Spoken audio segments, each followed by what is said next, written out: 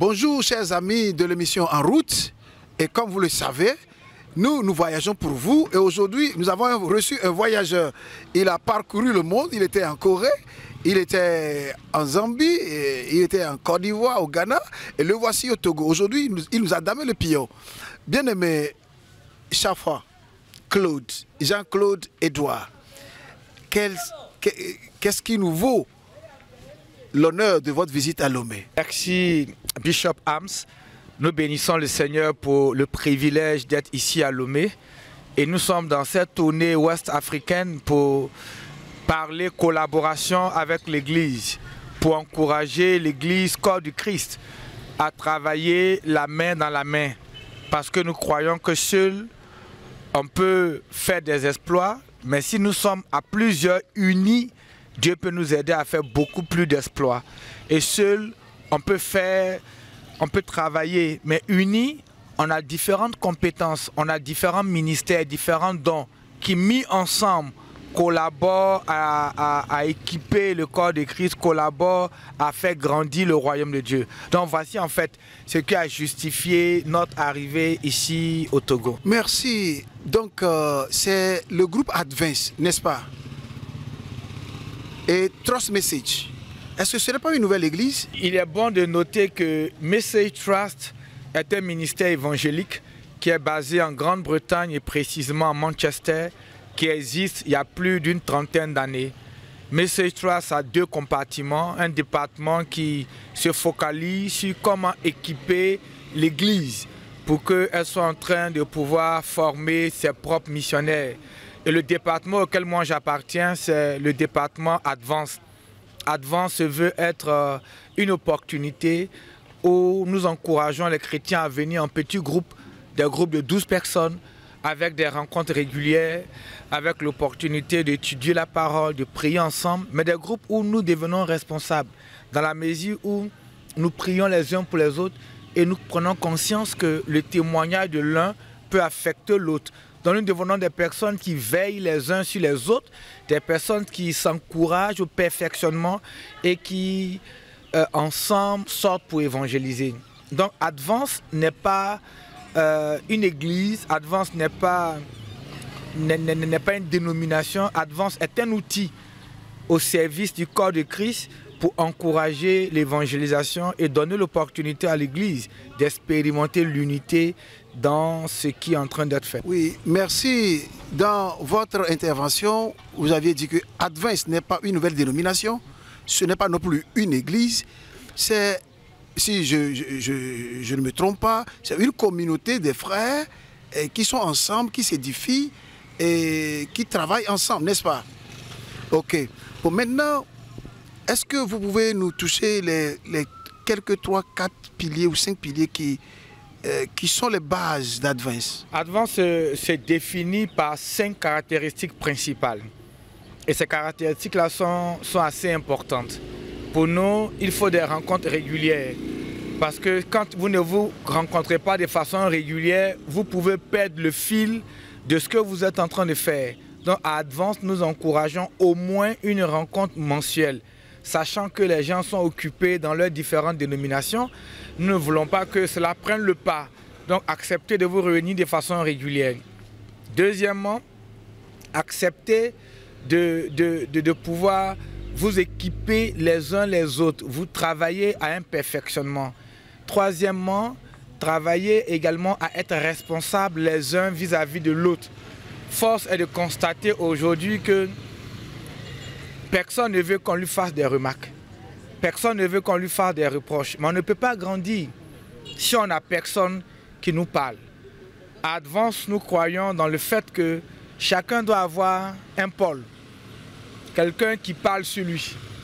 Chacun doit avoir un Barnabas, quelqu'un avec qui il marche, qui l'encourage dans la foi. Chacun doit avoir un Timothée, quelqu'un qu'il forme dans la foi, quelqu'un sur qui il parle également. Et donc, nous travaillons à ces choses-là. Et une autre des caractéristiques au niveau d'Advance, c'est la communication. Comment est-ce que nous pouvons partager ce que nous avons? Dieu a donné beaucoup de moyens. Aujourd'hui, par le média de la technologie, par Internet, par WhatsApp, par TikTok, on peut rester en contact les uns avec les autres. On peut prier les uns pour les autres. Donc c'est un peu de ces choses-là que Advance parle pour que nous soyons un peu plus aiguisés à aller et de répandre la parole de Dieu. Oui, merci, coordonnateur Advance Trust Message Afrique francophone. Donc nous venons de finir le programme de rencontre avec le Corps du Christ au Togo, Message Trust et GNI. Donc, suivons quelques éléments du programme d'aujourd'hui.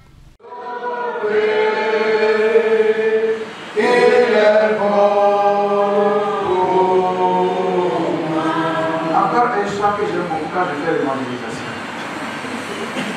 J'errais dans un monde vêtu et froid, sans savoir que par amour pour moi, et Jésus s'était donné sur la voie.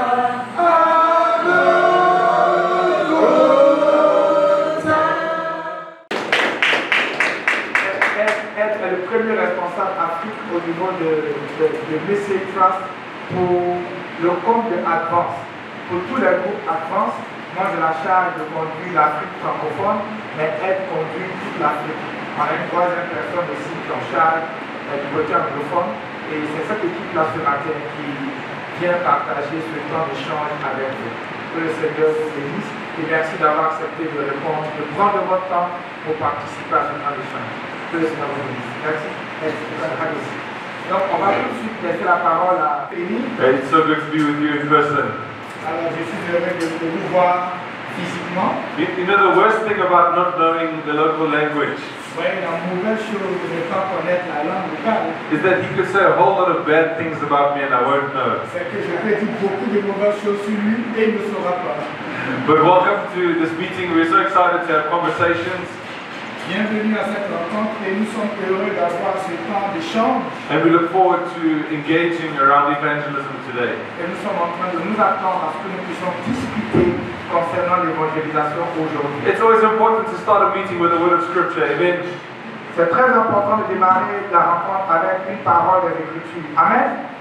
Amen. Amen. Oui, justement, bien-aimés, nous venons de tenir la rencontre avec le Corps du Christ au Togo. Et quelles sont vos impressions? Nous bénissons le Seigneur pour cette rencontre d'aujourd'hui. Elle nous a donné de voir un corps de Christ engagé à travailler dans l'unité. Nous avons été bénis par la présence des chefs traditionnels pour nous montrer que l'élan de l'évangélisation n'est pas que l'affaire des ouvriers ou des pasteurs ou des évangélistes, mais qu'à tous les niveaux de la société, chacun doit jouer son rôle quand il a expérimenté Christ. Et nous bénissons le Seigneur pour les engagements qui ont été pris, d'apprendre à comprendre que nous devons aider à la pêche, mais nous ne sommes pas propriétaires des poissons.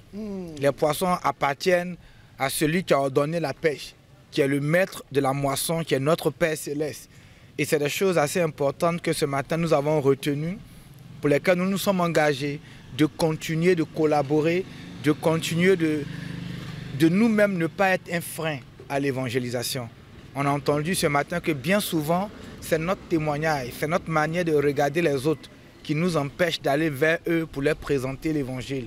Donc je bénis le Seigneur pour le début de ces échanges et nous continuons de croire que Dieu va nous aider pour que ça ne soit pas juste une réunion parmi tant d'autres, mais que nous continuions de nous rassembler, nous continuons de développer et de nous encourager à travailler en collaboration. Dans la courte exhortation de Bryce, il a touché un aspect dans Luc 5, quand la pêche était fructueuse, les disciples étaient obligés de faire appel à d'autres pêcheurs. Mais aujourd'hui, qu'est-ce qui se passe sur le terrain en réalité? En fait, dans le passage de Luc 5, il est bon de faire peut-être une autre application. Très souvent, les gens viennent au ministère parce qu'ils ont échoué, parce que la vie ne va plus. Et on croit que venir au ministère, c'est parce que Dieu nous appelle là finalement. Mais dans le passage de Luc 5, on voit des hommes qui ont réussi, ils ont fait une pêche tellement importante qu'ils devaient commencer même par être des distributeurs de poissons. Ils devaient commencer par être des hommes qui allaient commencer à compter des millions. Mais on a vu ces hommes-là qui ont laissé leur pêche pour se mettre à la disposition de l'œuvre à laquelle le Seigneur les a appelés. Et donc l'interpellation pour moi ici, c'est qu'on ne vienne pas au Seigneur parce qu'on n'a plus rien d'autre à faire. Mais qu'on vienne au Seigneur en laissant même ce qu'on croit important. Parce que Dieu est plus important et au-dessus de tout.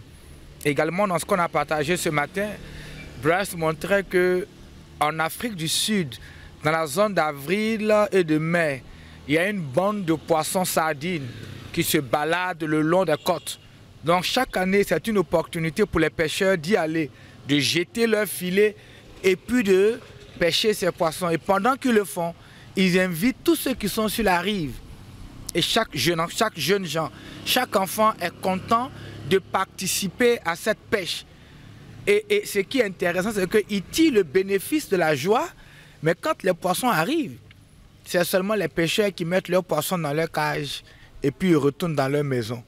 Et donc nous avons été interpellés ce matin pour que nous tous, nous soyons en train de nous impliquer à aider à faire cette grande moisson sans que nous nous sentions personnellement responsables de ces poissons, sachant que la moisson appartient au Seigneur. Parce qu'un des défis que l'Église a, quand on parle de collaboration, c'est qui va hériter des âmes? Pourquoi dans ton Église et pas dans mon Église? Mais si nous comprenons qu'on le fait pour que le royaume des cieux soit agrandi, nous travaillerons à cela, sans chercher à être propriétaire de quoi que ce soit, mais juste à servir le Seigneur. Merci beaucoup, coordonnateur Advance Message Trust Afrique francophone. Suivons maintenant les impressions de quelques participants. Personnellement, je suis émerveillé et je crois que de telles initiatives doivent être répétées, non seulement pour les premiers responsables de l'Église, mais aussi pour les responsables des associations.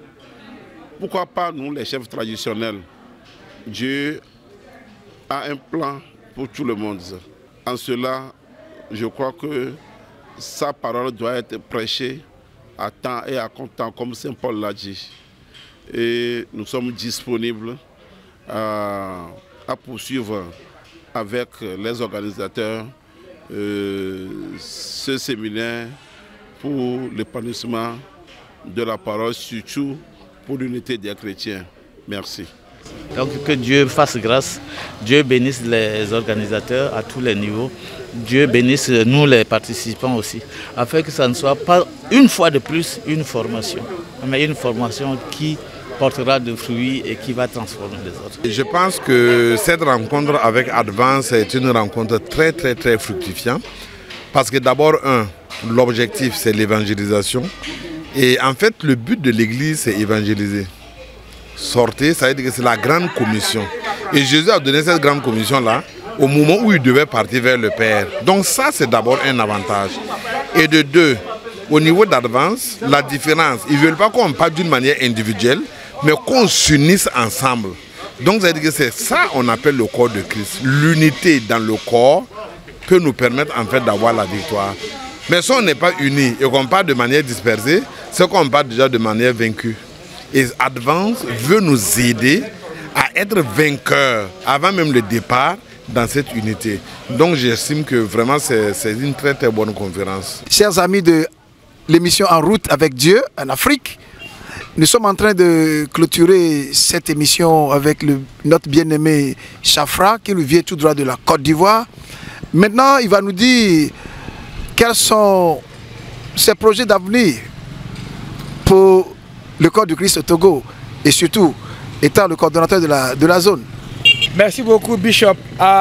Les projets sont que nous allons continuer ce que nous avons initié maintenant et nous sommes en train de nous attendre à un grand projet pour le Togo.